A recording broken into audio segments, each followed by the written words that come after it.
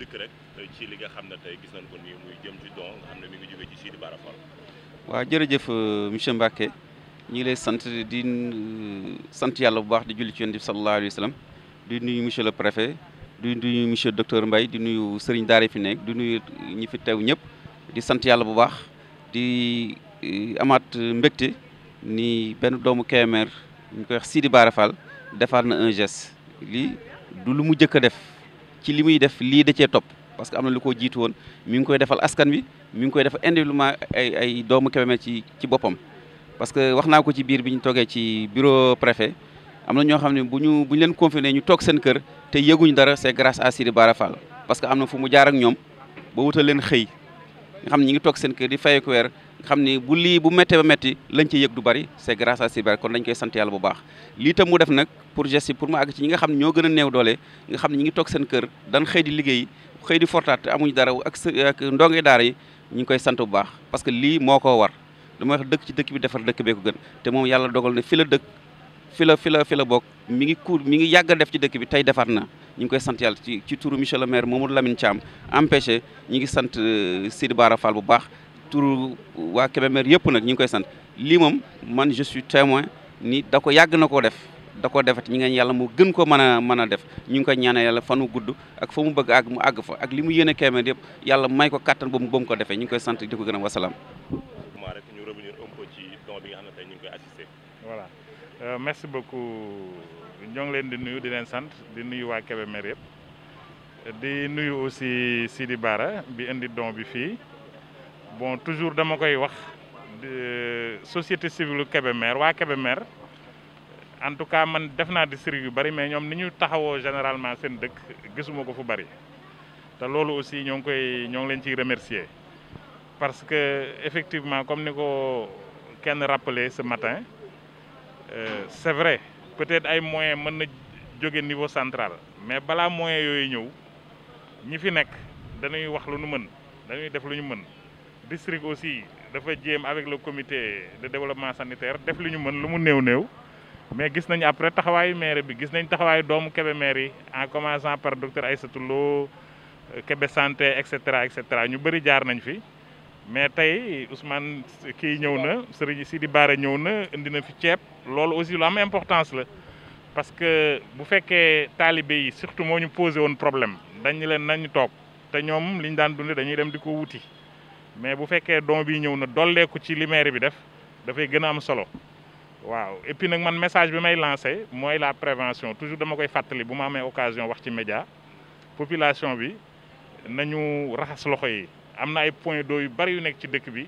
chaque 2 jours dinañ ko remplir muy des centaines de litres avec la collaboration avec les sapeurs-pompiers donc képp ku dem ci marché bi wala nga jóge beneen dëkk ñëw wala nga jóge Dakar wala nga dugg ci dëkk bi raxasal sa loxo ba mu set ku liggéey ba wàcc aussi war a dellu sa kër na nga raxas sa loxo ba mu set di moytu aussi de s'infecter xamaguñu en tout cas fii dans la région waxuma sax dans le département mais dans la région il y a pas encore de cas positifs on touche du bois loolu la ñuy ñaan donc mais na taxawaay bi dëgër rek waaw parce que bu xawee yàgg nii nit ñi bàyyeeku rek affaire bi gagné ñu waaw comme dañ ne guerre la nag da ngay nekk ci say position waaw ñu bañ la bett parce que Europe la fa xew affaire bi dafa leen bett parce que bu leen bettul woon du leen mëne noonu ñun nag aussi kon am nañ chance su gis li xew Europe ak Amérique dañu war a taxawaay boo xamante ni dañuy préparer suñu bopp tey waa loolu la ñu yàlla may chance boobu affaire bi njëkkee Europe ak Amérique ak Asie donc loolu daal laa leen di ñaan et puis ñu wàññi dox bi koo xamante ni amoo soxla bu jàmp pour dem fenn bul fa dem bul ko jéem wala ngay jéem a contourner di voyager ci suuf seeg yooyu da ngay indi problème parce que dispositif bi ñu teg ay semaine bu fekkee yaa ngi def yooyu rek da nga koy yàq waaw kon nag na ñëpp taxaw def prévention bi toog buñ ko defee 2 semaines 3 semaines avant 1 mois yàlla mën nañu dimbali contamination bi jeex ñu nekk ci hôpitaux yi ñu faj leen ñu dellu seen kër voilà loolu daal laa doon rappeler population bi di gërëm ñëpp nag di gërëm monsieur waa chauffeurs yi aussi ma profité wax ne ñoom ñi ngi jàpp ci xeex bi parce que bi ñuy mettre en position point d'eau yi garage bi yóbbu woon nañ fa ñaar seen président bi vraiment dafa bokk ci comité local bi di ci def liggéey bu am solo mais damay gis aussi ñoo xamante ni dañu jóge beneen zone ñëw ci dëkk bi xaw a feebar du feebar boobu nag mais dans un premier temps loolu la ñuy xalaat mais bu ñu defee test bi dinañ xam ne du feebar boobu mais ñi leen indi ci dëkk bi dugal leen ci oto yi jaar ak ñoom ci suuf di leen fayee ko ay 10 000 ñooñu aussi ñi ngi yàq liggéey bi moo tax maa ngi lancé le président Moussa Diop un appel maa ngi koy lancé appel pour mu vraiment mu wax ak chauffeurs yi muy chauffeur bu nekk ci garage wala bu nekkul ci garage ñoom ñëpp daal ñu bokk ci xeex bi te bokk ci xeex bi mooy ñu gaare seen oto pour le moment xam nañ ni metti na mais ñëpp la jàpp ku nekk amoon nga activité mais activité boobu wàññeeku na ñoom aussi seen activité yi wàññeeku na je pense que am na ndimbal boo xam état bi bëgg na ko indi bon nañ xaar ndimbal boobu parce que tant que ñu ngi def yooyu di jaar ci suuf ak yooyu affaire bi du jeex te tant que jeexul ci coono la ñuy nekk waaw bu fekkee nag ku nekk toog na jouer ce rôle dans 2 semaines 3 semaines incha allah affaire bi jeex ci wàllaate bi ñu faj ñi nekk ci hôpitaux yi ñu dellu ci jàmm di ñaan aussi que mu yem àdduna bi yëpp la fa am aussi mu jeex waaw loolu daal la ñuy ñaan doon lancer appel boobu waaw du dañu cibler chauffeurs yi nag mais ñëpp la ñu wax mais képp ku ñu gis sa domaine rek nga def lu dul noonu dinañ intervenir ci rajo bi wax effectivement pour nga jàppale ñu pour liggéey bi jaar ci yoon merci. aouzu billahi min sheytaan rajim bismillahi rahmaani rahim alhamdulilahi rabbil alamin mbokk yi ñu ngi leen nuyu yéen ñëpp di leen sant bu baax a baax di leen gërëm di nuyu monsieur le préfet ak docteur Mbaye ak monsieur le maire ak Sidi Bara mi nga xam ne moo andi doomu mel nii ñuy wax nag ci turu daara sëriñ daara yi nekk ci commune de Kébémer yëpp di leen wax ne lii nii ñi ngi wax ci seen tur ñi sant doomi dëkk bi yëpp di sant kilifa dëkk bi monsieur le maire ci don yi ñu indi ci sëriñ daara yi ndax lii dafa demee noo xam ne tawat la joo xam ne suñu boroom mi nga xam ne mooy tegee ab jàmm moo ñu ko teg loolee nag la ca war mooy dellowaat ko ñaanaat ko yàlla ngir mu teggi ko day ñaan ñun suñ daara yi nga xam ne ñoo nekk fii ci Kébémer lii nii am na solo lool delloo nañ ko tam fañ ko war a delloo ndax ñun amuñu lu dul ñaan te toll nañ foo xam ne nii ku mel ne sëriñ daara yi seen kii seen manuwaay maam seen nu mu ko waxee sax seen taxaw seen néew doole tax na maa mënuñoo am fenn foo xam ne fu ñu mën a wéeru kon bu ñu amee doomi dëkk bi ñu taxaw ngir dimbale sëriñ daar yi nga xam ne ñoo nekk fi ngir jàngale kon loolee dañ leen ci sant bu baax mu mel ne ñu bëree bëri taxaw nañ ci doomi dëkk bi ngir dimbale sëriñ daara yi kon lii dañ ci sant ñëpp di sant nag sëriñ Sidi Bara Fall mi nga xam ne moo indi lii nii ngir jëmalaat ci daara yi ba tax na ñi ko jiitu ñëpp kenn ku ci nekk wax dëgg yàlla maam taxaw nga def tam lu mel ni ku mel ne sëriñ maam Bara monsieur le maire jël na ay dépenses yoo xam ni jëmale ko ci suñu daara yëpp kon bu Sidi Bara ñëwaatee indi lu mel ni jëmalaat ko daara yi kon di sant tamit Ibrahima Cissé Ibrahima Sy ak soxna si Lo ñu ngi koy sant ñu ngi koy sant bu baax a baax di sant ñëpp daal te dina xamal ne moom lii nii ñun amuñu lu dul ñaan ay siñ daar lañ néew nañ doole lool kon buñ demee delluwaat lépp ci suñ borom na ngeen xam ne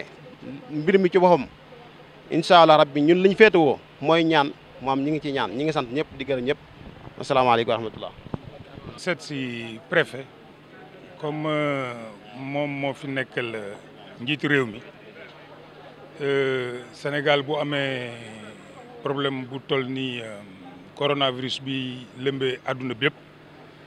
président Macky Sall jël directive yi mu jël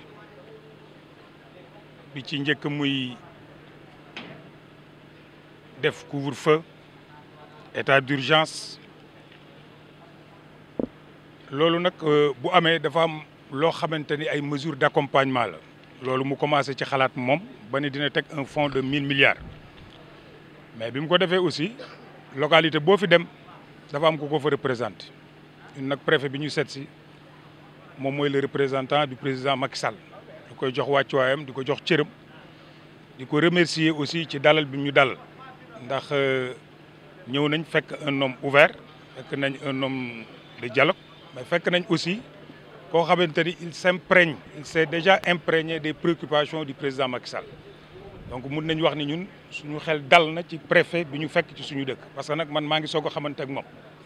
te bu ma fi fekkoon leneen nit loolu lay wax mais li ma fi fekk mooy suñu xel dal na ci l'autorité administrative bi nga xamante ni moom lañ fi fekk. bi ñëwee aussi fekk fi ki nga xamante ni tey jii ku fi jooytu feebar rek ci moom nga jëm muy le docteur Mbaye ñu fekk ko moom it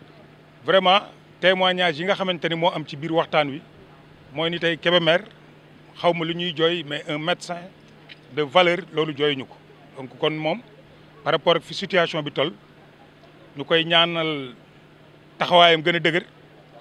ndaxte dañuy faral di wax ni médecin mooy faj mais yàlla mooy wéral ñaan yàlla moom yàlla di ko inspiré ba nga xamante ni ku egsi ci moom njàmbat boo fa indi woon yàlla suturaal ko ba bu la joxee lam la war a jox tawat topp ci.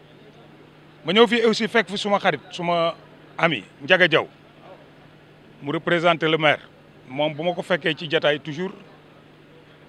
ma ñëw bokk ci dara wala di fa indi dara wala ñëw ci mbir ñu ni Ndiaga Diaw mi ngi ci biir mbir mi la muy tekki mooy waa Kébémer seen xel war na dal li tax mu war a dal mooy Ndiaga Diaw moom du nekk ci caaxaan te du fekke fu ñuy caaxaane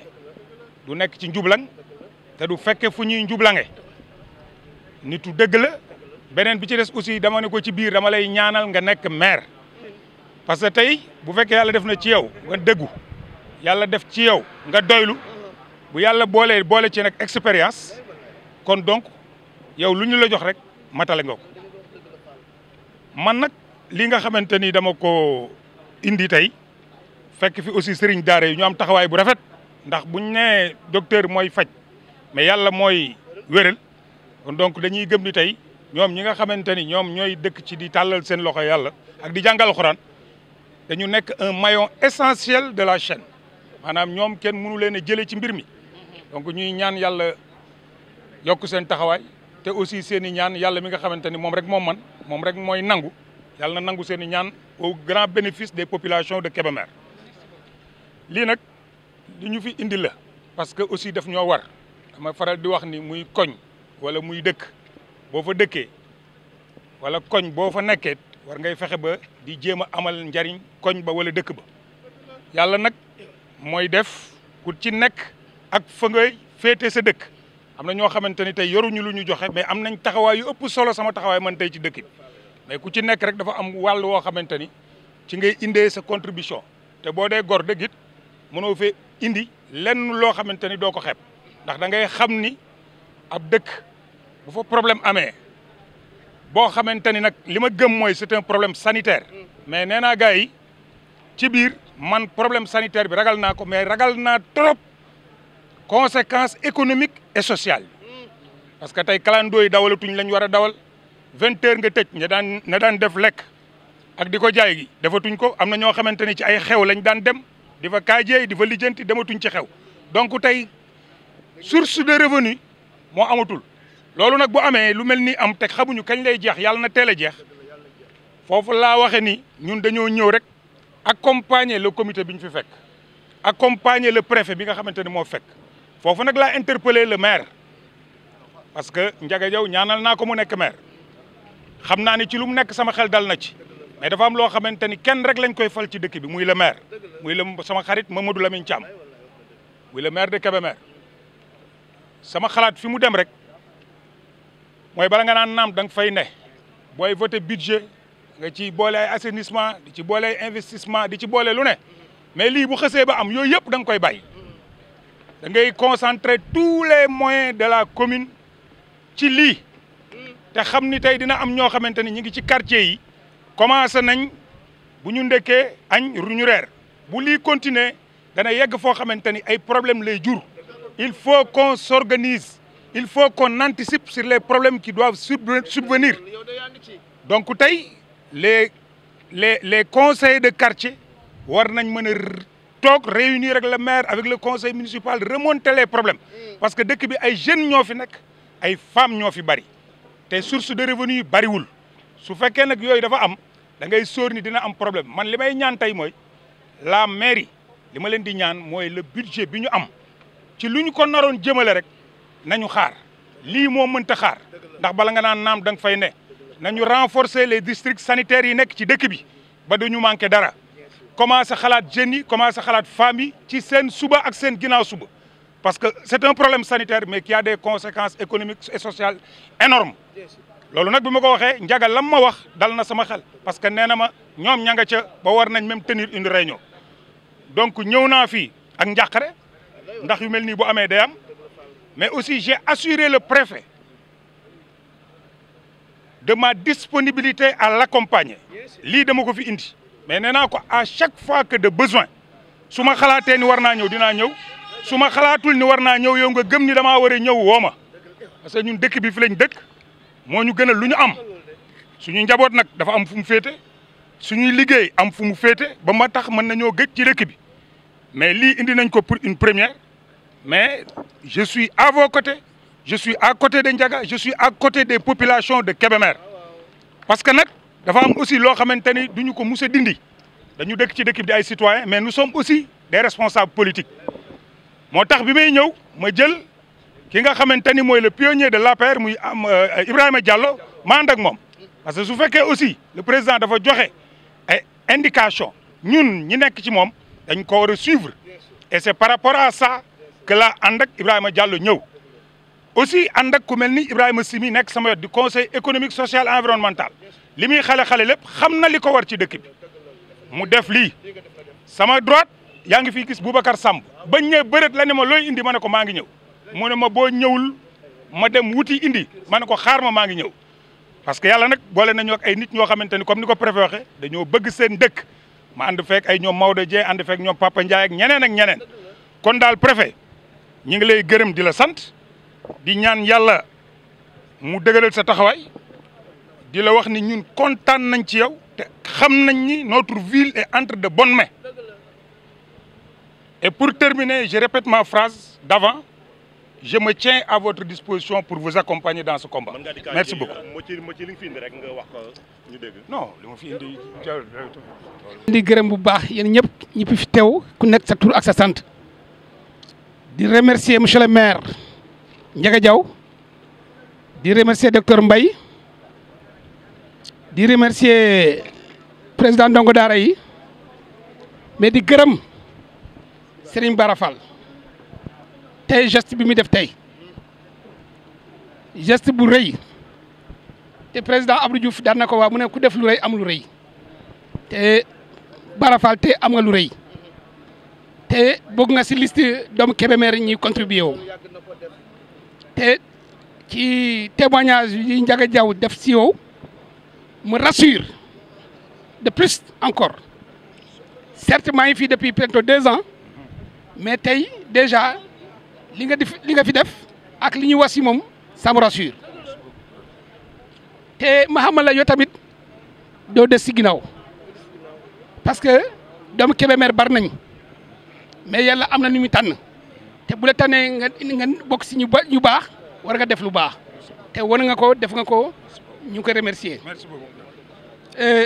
tey ñu ngi si en guerre contre le Covid-19 communément appelé coronavirus dafa nekk guerre bu am solo la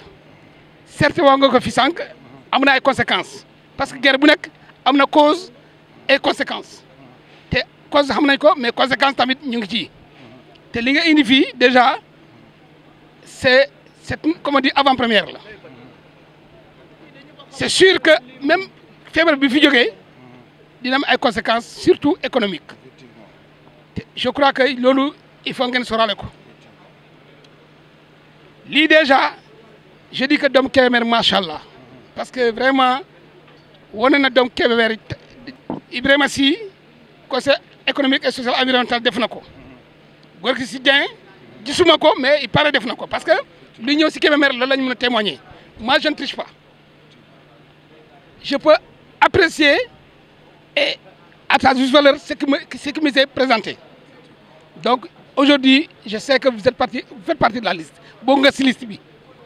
donc ñu ngi lay gërëm di la remercier bu baax lii lu am solo la mais li ma encore marqué si yéen ñaar certes am na ñu joxe ay lavage main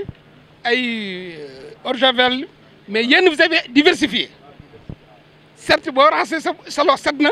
mais am na li nga war a dugg sa biir muy ceeb Ibrahima Sy def na ko yow def nga ko macha allah ça vraiment c'est à noter et c'est à féliciter et si lañ jëm déjà l'État a pris le devant parce que hier quand on m'interpelle le grand magasin bu gëj na ubbi je sais que am na lu ñëw et li ngeen wax ni je sais aussi monsieur Fall soyez rassuré que lii ça va de droit à ce qui les ayants droit je vous ai parlé de les cas des carcasses ren am na carcasse yi ñëw mais waa Kébémer laaj leen lépp dafa jaar yoon te lii tamit on va suivre ça de près fu mu war a jëm dina fa egsi et amul sikk-sakk donc ça moom lu ngeen joxe ça sera dans de bonnes mains et ça va aux ayants droit donc maa ngi leen di gërëm di leen remercier waa presse tamit yéen tamit vraiment je vous remercie beaucoup yéen a ngi diffuser di informer wu di sensibiliser donc vraiment ñu ngi leen di rafetlu di leen jaajëfal loolu laa mën a wax pour le moment parce que daal bi tàng na te il fait très chaud vraiment je vous remercie sincèrement de votre merci beaucoup.